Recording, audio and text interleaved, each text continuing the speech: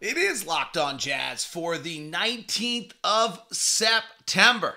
A weekend filled with news and maybe some impact on the Jazz and the trade market. Plus, Eurobasket comes to a disappointing end for our friend Rudy Gobert. Who are you most interested in seeing? Some interesting results from the questions last Friday on our show and the concern of culture. We'll talk about it. All coming up on today's edition of Locked On Jazz. Pow.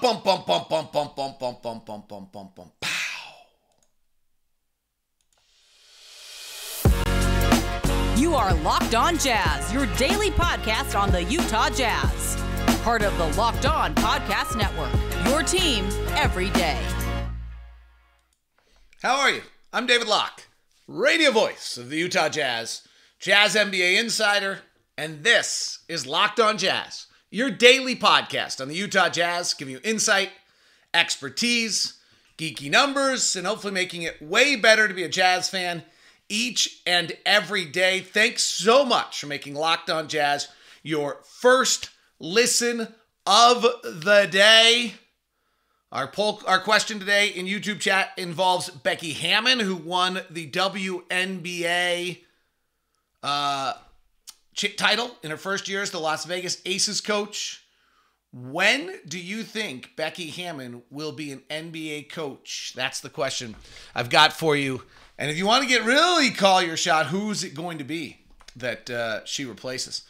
So when do you think Becky Hammon will be a coach in the NBA? All right, interesting, kind of great conversation Friday. The chat room was great. I went back through it. Thanks so much for all of you. Feel free to give us a thumbs up or a comment in the comment section.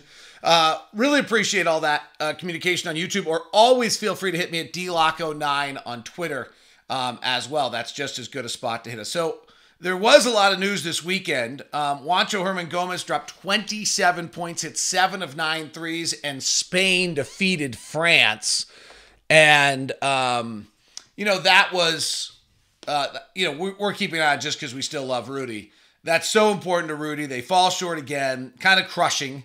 And Rudy doesn't have a good game. 6 points, 6 rebounds, 2 blocks. Spain is always kind of had his number, but previously it was with Gasol, and now they do it in a different fashion.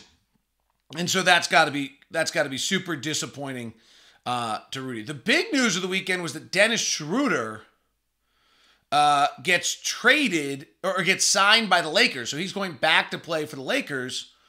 He was with Germany. Germany wins the bronze medal game over Poland. And, anytime anything happens with the Lakers right now, it all stems back to what does this mean for Russell Westbrook. I think there is some legitimacy to that conversation about, what are they going to do? According to Mark Stein, in Mark Stein's most recent Substack, which you're welcome to subscribe to if you care to, they're trying to claim that Westbrook's staying with his team still, which I'm not buying. From all the stories I've heard over the year, last year, the people that were there, the way it wore people out, both front office and on the team. And, maybe Darvin Ham can really change things from Frank Vogel, but it doesn't, that's the hope from their end. But I have to say, it doesn't necessarily feel like that's a possibility. I have a hard time buying this, that Russell Westbrook is staying there. I think this is just another nice, backup move for them to be able to cover if they're going to move Westbrook. So I still fully expect Westbrook to get moved here at some point. The comment they're making now is that they see Westbrook and Schroeder as their point guards and Beverly as a 3-and-D guard. Like, that just doesn't jive. Because, frankly, Schroeder's not a very good point guard, and Russell passes if he's used his whole offense. So it's almost like, LeBron's your point guard. He's your center, your point guard, your small forward on that team. And they need shooting so badly. Like, their problem is last year is you put the ball in the hands of LeBron. Go back to Eric Spoelstra NBA Finals. He had this incredible team of Chris Bosh, LeBron, Ray Allen, Shane Battier. And the problem was, what do you do with Wade? Well, you put the ball in Wade's hands. And then Wade has gravity. If the ball has gravity. And so if you put You have a non-shooter on the floor, you put the ball in the non-shooter's hands, and then the non-shooter has gravity, and then everyone's got to be guarded, and then you've got enough space. Well, if you put the ball in Russell Westbrook's hands because he's non-shooter, then it means it's not in LeBron's hands. So that doesn't really work. I mean, that's great for me if I'm rooting against the Lakers, but if I'm the Lakers, I need the ball in LeBron's hands. I don't need the ball in my point in Schroeder or Westbrook's hands. It's in LeBron's hands. And now the problem is with Schroeder and Westbrook is they're not very good shooters, and so you don't have any gravity. So this team is desperate for shooting, which is what the Jazz have to offer them in a trade, which is Bojan Bogdanovic, possibly Malik Beasley. It seems less and less likely on Mike Conley. If they have these other guys, they're also trying not to have anything on their books, and the Jazz gave Mike Conley a partial guarantee for that next year.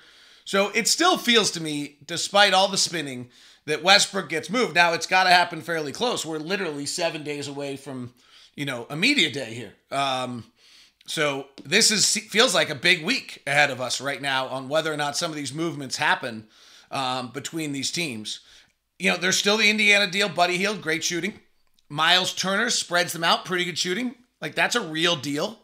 The Jazz have whatever Bogdanovic, Beasley, Clarkson combination. That's real shooting.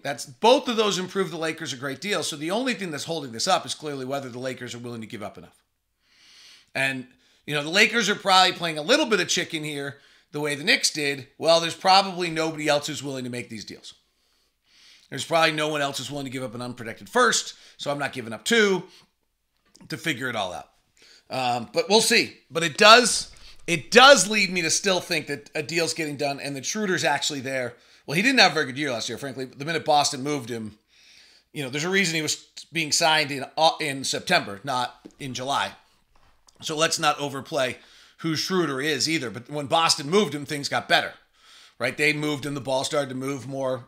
I mean, these are factual things. I'm not trying to criticize the guy, but the fact is that when they moved him out, he had a hard time getting signed last year. Once they moved him out, then the ball started moving. Then things progressed. So we'll see. I still think that deal has to get done here at some point. I'm just not buying. It doesn't match entirely. The other big news, by the way, of the weekend, which is our poll question, is Becky Hammon wins the title. And, she does seem to be on a groundbreaking pace. And I thought, it was kind of clear to me that just being Pop's assistant wasn't going to get her a head coaching job. And there were, all sorts of murmurs of why not. And now she goes to W, which is not the same thing as the NBA, but she's now coached as a head coach. And I always talk about, I think head coaching experience is vital. And she wins the title. That team was loaded. And that team was good, but it's still hard to win a title. Like, I give Eric Spoelstra all the credit in the world for winning titles in Miami. I'm not going to take away credit from Becky Hammon for winning a title with the favorite in Las Vegas. And they dealt with a lot of chaos and team chemistry this year too, with their Australian center, Cambridge, or not, Cambage, I think is how you pronounce it. I'm not certain, leaving the team. So credit to Becky. Congratulations to her, and we'll see. The NBA is, frankly, overly male-dominated in all aspects. I've never understood kind of why women couldn't scout, why women couldn't front office, why women couldn't coach. There's really no explanation that's any good for any of these things. And so the question, I have for you in the poll question is, or in the comment section today, is when do you think Becky Hammon gets a head coaching job and where? So that was the big news of the weekend, and it was significant.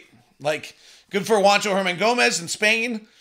Lakers getting Dennis Schroeder, kind of working us toward where is this? No one's signing Schroeder, and the Lakers are the ones who do it. I think is a sign that something's close to happening there. So we're 7 days away from media day. Feels like the Westbrook deal has to do, and congratulations to Becky Hammon. I asked you who you were most excited to see this year on Friday, and I've got the poll questions on that. I'll also touch on culture. A lot of concern. The number one question I'm getting about the idea that if we end up losing a bunch of games, what happens to the culture of our franchise? And I think it's a totally fair question. I'll explain why, and then I'll explain why I'm not worried about it as well. That's all coming up on today's edition of Locked On Jazz. Today's show, the Monday edition, is brought to you by Murdoch Chevy, located at Woods Cross, also up in Logan. The Chevrolet lineup of trucks as we hit the winter. The Silverado and the Colorado are unprecedented. The SUVs are the Utah County assault vehicles, the Suburban and the Tahoe, but then also some great ones. The Trax, the Traverse, the Equinox, all there for you, and the Sporty Blazer. So great lineup of SUVs. By the way, right now when you buy a Chevy, you get a season pass, I think it is, to Solitude Ski Resort, which is kind of an awesome add-on. Give you a great winter deal there as well. Plus $500 customer cash and $1,000 accessory credit purchase on any new Silverado right now. So great stuff going on. And they have the first ever all-electric Equinox EV that is out there right now for you as well. And so great lineup of cars at the Chevy trucks. It is all going down at Woods Cross. Get 2 season passes to Solitude Mountain Resort when you purchase or lease a 2022 or 2023 Chevy model. That's all at Murdoch Chevy, located in Woods Cross, also in Logan. I want to welcome a new sponsor for our program today. It's Rocket Money. Rocket Money does some pretty interesting stuff. It has profound and positive impact on people's lives and financial otherwise. What does Rocket Money do for everybody else? It able to, and we got a good promo code for you too as well. Sorry, I just pulled up the wrong sheet, so I'm gonna have to clear that out and get you kind of the official wording. It's from Rocket. It's the money app that makes you work, and what it really this is what had me flustered there for a second. We've been kind of talking about Rocket Money before as Truebill, and Rocket bought Truebill, which was such a great thing, kind of to monitor your money, follow your money, what's going on with it. And now it has been renamed Rocket Money, but it's the same app as we've had for you before. And I was a big fan of it then, and I'm still a big fan of it now. You're wasting money on subscriptions. 80% of people have subscriptions they forgot about, and maybe you have an unused video account, newspaper account, whatever it is. Rocket Money will go find it for you. Most Americans spend about $80 a month on subscriptions, you would think, but it's actually closer to $200, and a lot of it you don't want to have, so you can save huge money. Cancel unnecessary subscriptions with Rocket Money today. Go to rocketmoney.com/lockedon, and you save hundreds per year. That's rocketmoney.com/lockedon. I also really like the app for following my money, what's being spent, spending trends. There's all sorts of other aspects to it, but obviously saving on those subscriptions is the big one. It's Rocket Money. The former Truebill is now Rocket Money. So go to rocketmoney.com/lockedon. That ever buckle me this morning on that. It's like one of those things you no, but I do this early in the morning, and sometimes I'm not all the way plugged in. That was certainly the case right there. Apologize for that. All right, there's been a lot of discussion about culture concerns, and I think it's legit. And part of the reason is because we've been kind of taught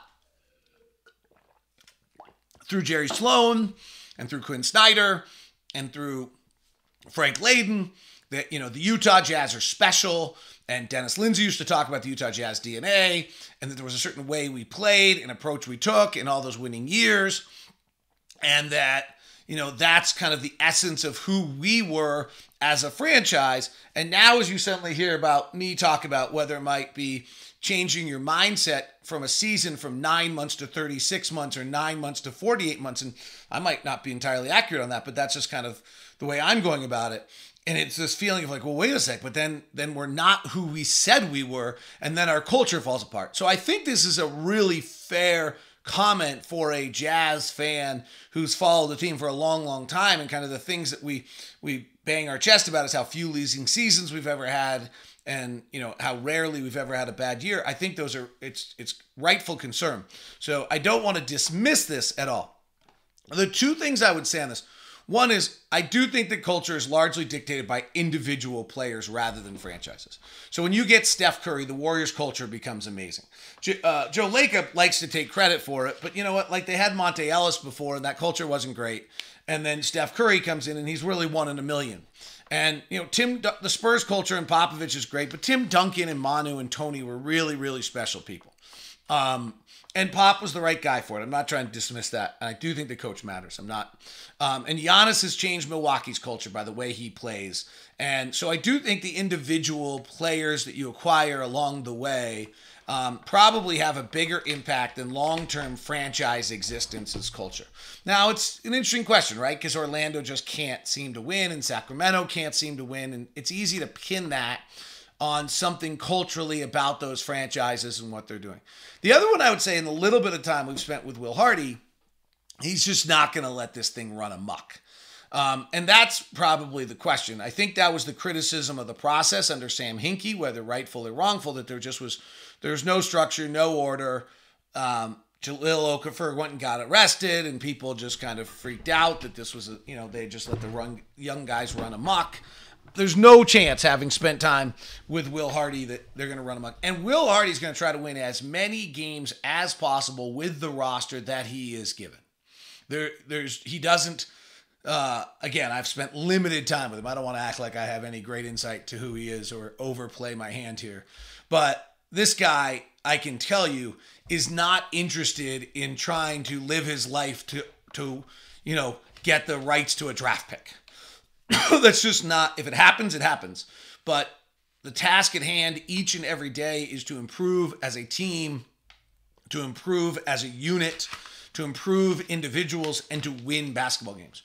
And I will promise you that there's no chance that you're going to see anything other than that from Will Hardy. That's purely who he is as a person. And you can feel, when you talk to him, you can feel the incredible intensity bounding out of him when he talks about it. And he talks about, an effort and a performance and a winning. So he's not going to let this run amok on the culture end. So and I don't think Danny or Ryan would either. Frankly, Ryan just built a company largely built on this kind of culture of innovation and things of that nature. And so I think I'm not particularly worried about that.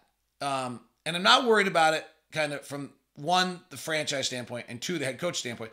But then three, I just think the truth of the matter is, if we're going to have this outstanding culture that we talk about, it's going to be because Danny and Justin Zanuck and the crew draft the right guy somewhere along the way, or trade for the right guy somewhere along the way who builds it. I think culturally allows, gets the next Giannis, Steph, these guys that are super special. And those are obviously the most recent champions. I think it's going to be it's going to be interesting to watch Dallas over time. Luka is their culture right now. So far, so good. Let's watch that. I think it'll be fine. He has a joyousness to him, and you could see their bench last year. I thought it was really, great.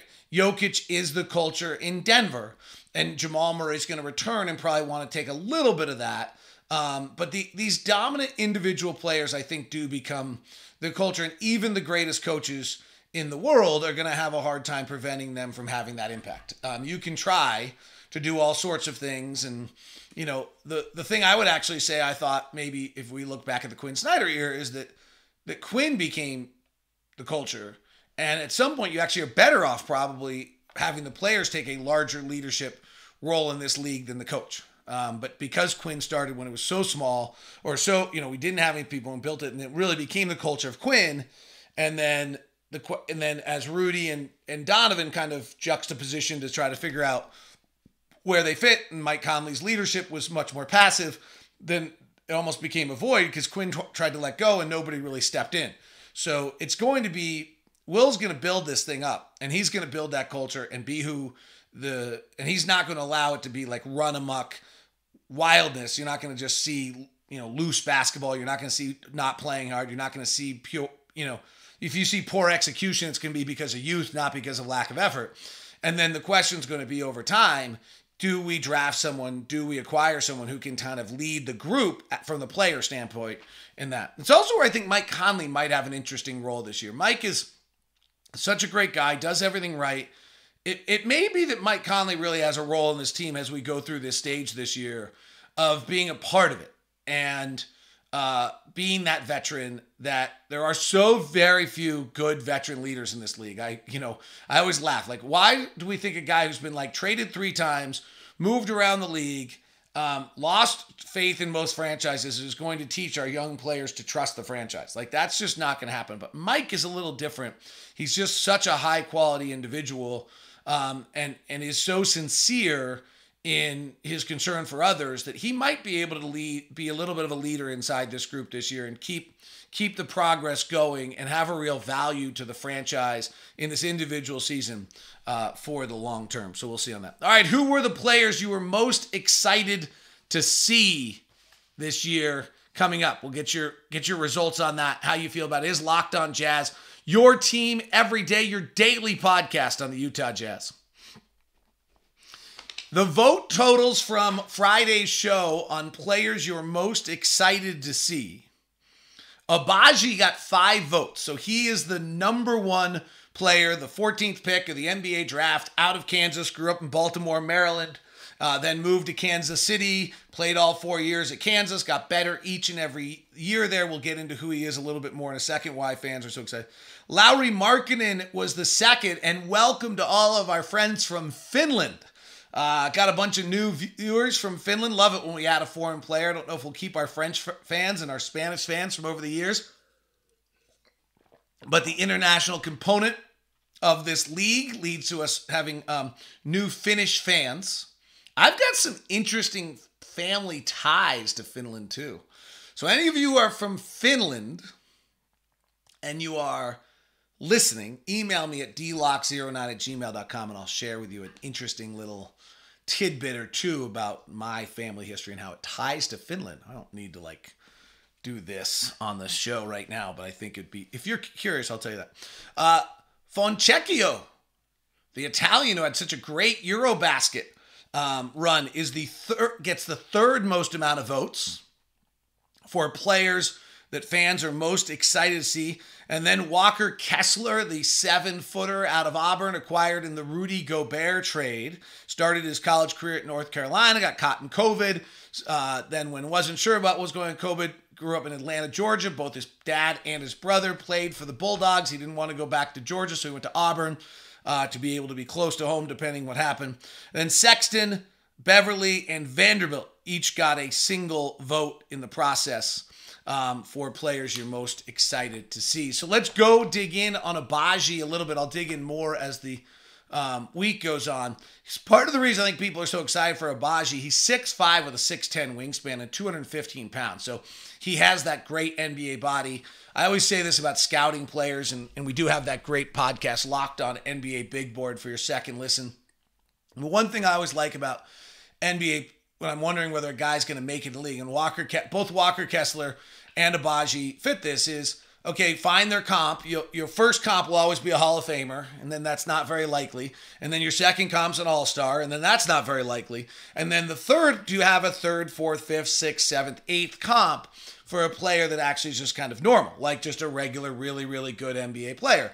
Well, in the case of Walker Kessler, he's 7'1". We can find all sorts of 7'1" comps for Walker Kessler that played in the league, averaged anywhere from 10 to 25 to 30 minutes in the league, and were viable 5 to 10 year NBA pros. Like, there's an endless amount when you're 7 feet tall. There's also an endless amount when you're 6'5" with a 6'10" wingspan, weigh 215 pounds, and have a 39-inch vertical jump.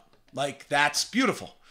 One of the examples, there was a guy named Byron Houston. There was a guy named Clarence Weatherspoon. They all came out after Charles Barkley, and everyone's like, look, the next Charles Barkley. It's like, okay, like, if it's not Charles Barkley, who is it? And then you're kind of like out of the league. Now it's actually just your Byron Houston. But it's the same thing with, remember, former great Andre Miller. So Andre Miller was unique. Non-athletic, played on the ground, non-explosive, yet somehow meandered his way through the league for 23 years and was greatly successful. And everyone for a while would be like, there's a kid out of North Carolina that came out, his name was Kendall Marshall. And everyone's like, oh, he's next to Andre Miller. I was like, okay, well, if he's not Andre Miller, who is he? Because like Andre Miller's borderline Hall of Famer. So like, who's the next? Who's the next? If he's not, who's the next? And the answer was there wasn't one. You're not in the league. So like, it's a little bit of actually, Kristaps Porzingis is interesting to me, and even Wembanyama is a little interesting to me. Like, the unicorn gets me nervous too. Like, I like to see players who have just a let's just run the list. It's endless. So Agbaji fits into that because of the fact that he's 6'5" with a 6'10" wingspan, 39-inch vertical jump. And then he really shot it pretty well. The easy answer right now is to say that Agbaji's a 3-and-D guy. I'll be honest in watching him and some video, and it's not, whatever, you're kind of watching selectly, and I haven't watched the whole much in NBA Scout. I wasn't overwhelmed by his defense. I think if he's going to become a defensive guy in the NBA, it's going to be the evolution of a new skill that I'm not sure he, at least in my book, totally showed on the collegiate level. Now, I also find myself wanting to only see a collegiate player against fellow NBA players, and that's hard to do. The other one I'm excited for Agbaji. I'm not disagreeing, but I do want to let's be consistent in how we're always going to talk about prospects, and I'm not going to change the way I talk about a prospect just because he's ours. I think it's really important when you look at collegiate prospects of what did they do at 18 and 19 and 20 when they were playing guys their same age, and not what they did at 21 and 22. Now, Agbaji started awfully young. He was an 18-year-old freshman.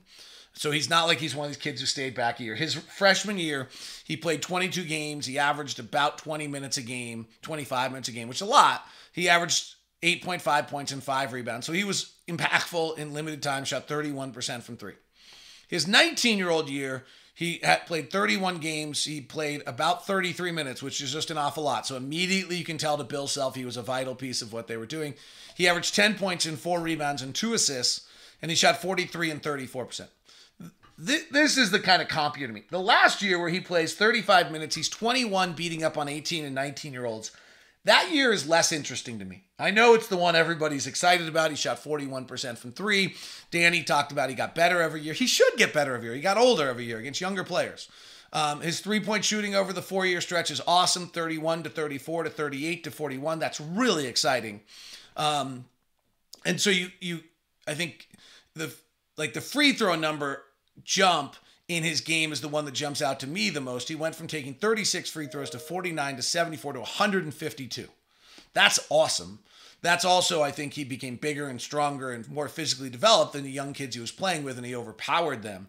But those are the kind of the things, the three-point shooting and the free throw attempts lead you to believe there could be something really great there. But I don't want to discount it, but if it was another prospect and we hadn't signed him yet, I would be mentioning right away that, hey, he's a older guy playing against younger kids. That's the same way, we would talk about a bunch of these guys. So I want to be consistent in how I'm evaluating players.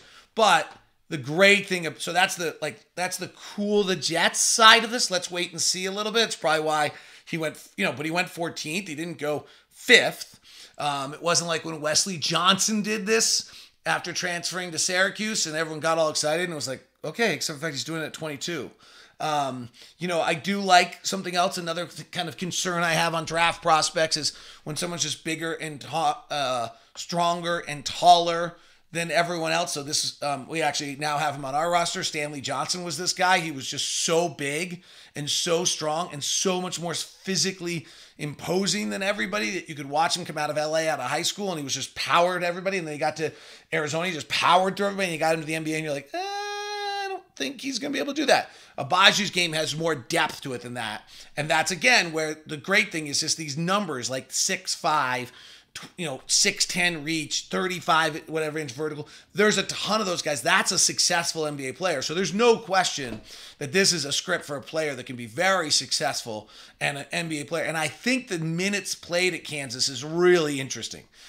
26 his freshman year, but then 33, 34, 35. I mean, that's basically never taking someone out of the game when you're at Kansas, because you're going to beat some people by so much at Kansas that you end up, you play some games where you don't play all your minutes because of the fact that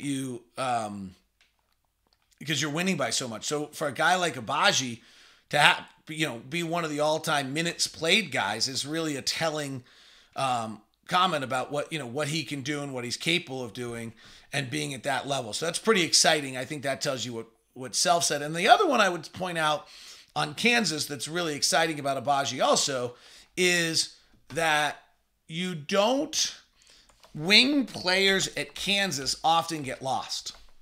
And Self plays a system where he's going to kind of run naturally to the big guys. And I'm trying to think, there's a post player that's been there for like Ellis or someone like that, who feels like he was at Kansas for like 73 years. But he's going to, whether he's going down the post player. So when you look at Oubre and Wiggins and some of these guys who played the wing for Self, they don't get massive numbers over the years. And so they then get to the NBA and they open up a little bit more and get some more opportunities. So I think there's a lot of really good reasons why this is the most guy you should be most excited about. I'm going to have a reoccurring theme with all of our players this year. It's probably going to drive you nuts. And that is to let them stay in their lane. Like, let's let Agbaji be a rotation player and feel the NBA and not have to be a star. Let's let Kessler figure out how he can be a drop big who can play 20 minutes a night in the NBA and begin to learn the NBA. Let's let Balmero find himself a groove somewhere after a bad shooting rookie year, but a lot of skills from Argentina. Let's let Fontecchio be a complementary player. Now, what's hard is if we don't, if Sexton and Markkanen struggle at all, and we don't have Bojan and Beasley and Clarkson, there's going to be times where we ask a lot more out of them, and maybe they flop a little bit, and we have to pull ourselves back and say, it's okay, we're asking them to do more than their lane. Let's just focus on what their lane is. And I think that's going to be something you hear from me a lot, probably more than you want to this season. At least that's going to be my philosophy, and you're welcome to quibble with me on it. Thanks so much for tuning in. I'm heading to New York today, or to New Jersey, for the NBA broadcast meetings. I'll hope to get a show out, but it's going to be awfully hard on Wednesday, so maybe I'll try to do it on Thursday. And I'll hopefully have some really interesting things for you. Broadcast meetings always fire me up and spark it, being around brilliance. These guys are so talented. The league's amazing. So really looking forward to that. And I will talk to you soon. Thanks very much. This is Locked On Jazz, your team every day.